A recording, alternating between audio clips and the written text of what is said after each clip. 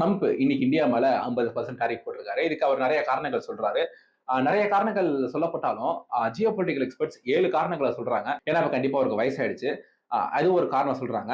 இதை வச்சுதான் இந்த 7 காரணங்கள் சரி ஓகே வயசாயிடுச்சு அவருக்கு. இப்போ எதெல்லாம் வந்து வயசானாலும் சரி ஏதோ ஒரு விஷயத்த மனசுல வச்சுட்டு தான் இந்த நாள ஒரு விஷயத்த வந்து பழிவாங்குவாங்க. அந்த மாதிரி விஷயங்கள் இருக்கும். அந்த மாதிரி ஜியோ பொலிட்டிக்கல் எக்ஸ்பர்ட்ஸ் ஒரு 7 விஷயத்த கோடிட்டு காட்டுறாங்க. இந்த காரணங்கள்னால வந்து ட்ரம்ப் அவர்கள் வந்து இந்த டாரிஃப்லாம் இந்தியா மேல போட்டிருக்கலாம் அப்படின்னு சொல்லிட்டு அந்த 7 விஷயத்தை தான் நம்ம இந்த வீடியோல பார்க்க போறோம். ஸோ நம்ம சேனலுக்கு புதுசாக அதிகமாக சப்ஸ்கிரைப் பண்ணிக்கோங்க. உங்க ஃப்ரெண்ட்ஸுக்கு ஷேர் பண்ணுங்க. வீடியோக்குள்ள போகலாம்.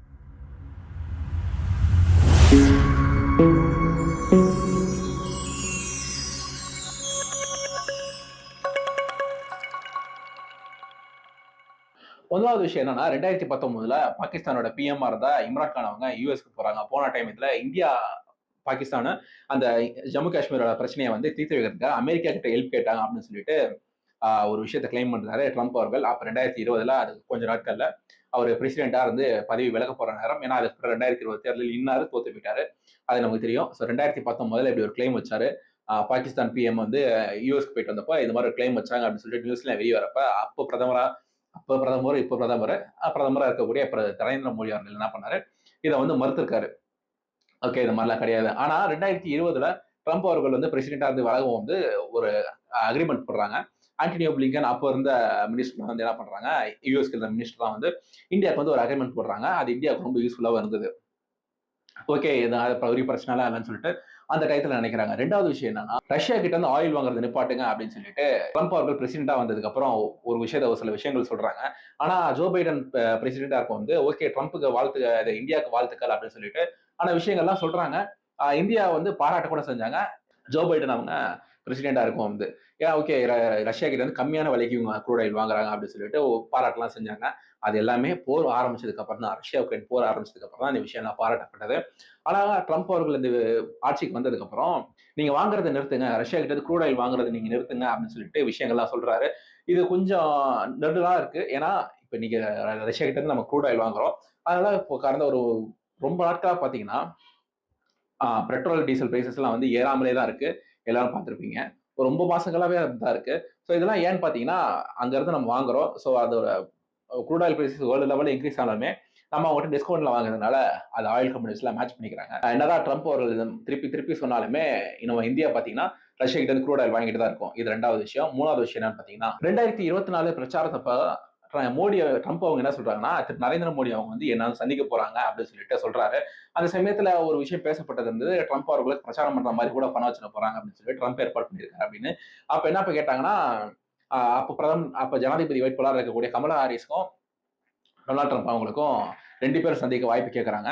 ஆனா அப்போ அமெரிக்கா அதிபரா இருந்த ஜோ பைடன் அவங்க அதை மறுத்துறாங்க. யாராவது ஒருத்தர் தான் சந்திக்கணும். அது கமலா ஹாரிஸ் தான் நீங்க சந்திக்கணும் அப்படின்னு சொல்லிட்டு ஒரு விஷயத்த சொல்றாங்க. ஏன்னா அப்ப இந்தியனா இருந்து அமெரிக்கா குடியுரிமை வாங்கினவங்களோட ஓட்டுலாம் அப்ப வந்து அவங்க புரி வச்சுட்டு இருந்தாங்க. ஸோ நீங்க வந்து இவங்கள மட்டும் தான் சந்திச்சுட்டு போகணும்.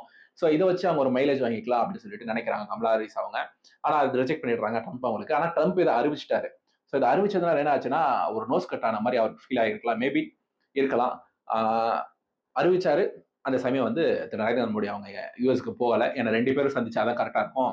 ஒருத்தர் மட்டும் சந்திச்சுட்டு வந்தா ஒன் சைடடா இருக்காங்க அப்படின்னு சொல்லிட்டு இங்கேயும் பிரச்சாரம் நடக்கும். அங்கேயும் அது பேச்சுக்கள்லாம் தவறுதலா இருக்கும். இப்பயே அவர் இப்படி இருக்காரு. கமலா ஹாரிஸ் அவங்கள மட்டும் பார்த்துட்டு வந்துட்டு, ஓகே இப்ப ட்ரம்ப் அவங்க அப்ப பிரசிடென்ட்டா இருந்தாருன்னு வைங்க. அப்ப நிலைமைய யோசிச்சு பாருங்க. 50% 100% இருக்கும். ஆப்பரேஷன் சிந்தூர் நடக்கிறதுக்கு முன்னாடி கிட்டத்தட்ட அட்லீஸ்ட் ஒரு 30 தடவையாவது 30 சந்தர்ப்பங்கள்ல சொல்லியிருப்பாருன்னு நினைக்கிறேன் ட்ரம்ப். அவர்கள் இந்தியாவுக்கும் பாகிஸ்தானுக்கும் நடக்க இருந்த போரை நான் தான் சமாதானப்படுத்தி நிறுத்தி வச்சேன் அப்படின்ற விஷயத்த சொல்றாரு. இது இந்தியா ஆபரேஷன் சிந்தூர் நடக்கிறதுக்கு முன்னாடி இப்படின்னா ஆபரேஷன் சிந்தூர் நடந்ததுக்கு அப்புறமே ஒரு 10 தடவை சொல்றதை பார்த்திருக்கோம். கண்டிப்பா ஒரு 40 தடவை சொல்லியிருப்பாரு. ஆல்மோஸ்ட் நிறைய இன்ஸ்டன்சஸ்ல. ஆனா இந்தியா வந்து திரும்ப திரும்ப மறுத்துட்டே இருந்தாங்க. கொஞ்சம் கொஞ்சம் சின்ன சின்ன லெவல்ல இருக்கிற ஆபீசர்ஸ் வந்து மிலிட்டரியில சின்ன சின்ன ஐஏஎஃப்ல ஏர்ஃபோர்ஸ்ல இருக்க சின்ன ஆபீசர் வந்து மிலிட்டரியில இருக்க சின்ன ஆபீசர் அப்புறம் பெரிய ஆபீசர் அப்படி வரைக்கும் போனாங்க. அப்புறம் ஜெய்சங்கர் அவங்கள வச்சு சொல்ல வச்சாங்க. அதுக்கப்புறம் பார்லிமெண்ட்ல நேரடியா குறிப்பிடாமலே திரு நரேந்திர மோடி அவங்க இந்த விஷயத்த குறிப்பிடுறாங்க. இல்ல நாங்கள யாரும் வந்து எங்களுக்கு நடுநிலையில எல்லாம் வந்து வகிச்சு யாரும் வந்து அட்வைஸ்லாம் பண்ணல. போரை நிறுத்துங்க அப்படின்னு சொல்லிட்டு அந்த விஷயத்தெல்லாம் குறிப்பிடுறாரு. ஸோ இது வந்து ஒரு விஷயமா பார்க்கப்படுது. இது 6வது விஷயம் என்னன்னா, இது கொஞ்சம் கேட்கறதுக்கே நம்மளுக்கே மூக்கு சுளிக்கிற மாதிரி சங்கடமா வரும். ஏன்னா, அப்ப நரேந்திர மோடி அவங்க என்ன பண்றாங்க, யுஎஸ்க்கு போறாங்க. யுஎஸ்க்கு போகும்போது கடைசியா வந்து சம்மிட்டுக்கு போறாரு. வந்து யுஎஸ்க்கு போகும்போது நீங்க டின்னருக்கு வாங்க அப்படின்னு சொல்லிட்டு அழைக்கிறாங்க.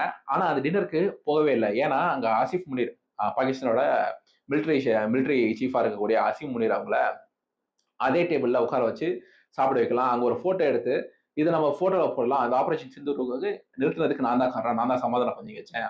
ஏன்னா, இப்ப பாகிஸ்தானோட பிஎம்ன்னு ஒருத்தர் இருந்தா கூட, அதோட நெறைய கண்ட்ரோல் இவர்கிட்ட தான் இருக்குன்னு ஒரு குற்றச்சாட்டுகள்லாம் இருக்கு. சோ இது வந்து ஒரு காரணமா சொல்லலாம் அப்படின்னு சொல்லிட்டு நெனச்சிருந்திருக்காரு. ஆனா அது நடக்கல. அங்க இருந்து அடுத்த நாளே பீகாருக்கு வந்துட்டாரு. வந்த உடனே என்ன வந்து பிரசிடென்ட் ட்ரம்ப் அவங்க வந்து டின்னர் கூப்பிட்டாங்க. ஆனா நான் பீகார் மக்கள பார்க்க வந்து பிரச்சாரம் பண்ண போயிட்டாரு. ஒரு அரசியல்வாதியா அவர் கரெக்ட்டா செயல்பட்டுருக்காரு. அரசியல்வாதியா ஒரு சந்தர்ப்பத்த பயன்படுத்திக்கிட்டாரு. இங்க வந்துட்டாரு. அதே விஷயத்தையும் தவிர்த்திருக்காரு. சோ 7வது விஷயம் என்னன்னா, அவருக்கு வயசாயிடுச்சு. இந்த காரணங்கள்லாம் வச்சு வெஞ்சன்ஸ் வச்சு பண்ணிட்டு இருக்காரு அப்படின்னு கூட சொல்றாங்க. இன்னைக்கு அமெரிக்கால உள்ள ஒரு நீதிமன்றம் என்ன சொல்லியிருக்காங்கன்னா, ட்ரம்போட டாரிஃப்லாம் வந்து இல்லீகல். இந்தியாவுக்கு போட்டது மட்டும் கிடையாது. நெறைய கண்ட்ரீஸ்க்கு போட்டிருக்காரு. இதெல்லாம் வந்து கொஞ்சம் இல்லீகல். இது வந்து அவரோட பிரசிடென்ட் அவரோட பவர்ஸ்லாம் யூஸ் பண்ணி கொஞ்சம் தப்பா செஞ்சிருக்காரு. கொஞ்சம் நாட்களுக்கு இந்த டாரிஃப் தொடரும். அமெரிக்கா கவர்மெண்ட்க்கு நாங்க கொஞ்சம் டைம் குடுக்குறோம். வேணும்னா நீங்க அப்பீல் பண்ணிக்கோங்க. அப்பீல் பண்ணலன்னா அந்த டிசிஷன் தான் இருக்கும் அப்படின்னு சொல்லிட்டாங்க. சோ என்ன நடக்கும்? ஏது எல்லாமே வெயிட் பண்ணி தான் பார்க்கணும். இந்த காணொளி உங்களுக்கு பயனுள்ளதா இருக்கும்னு நெனைக்கிறேன். சொந்தம் தொடர சப்ஸ்கிரைப் பண்ணுங்க. உங்க ஃப்ரெண்ட்ஸ்க்கு ஷேர் பண்ணுங்க.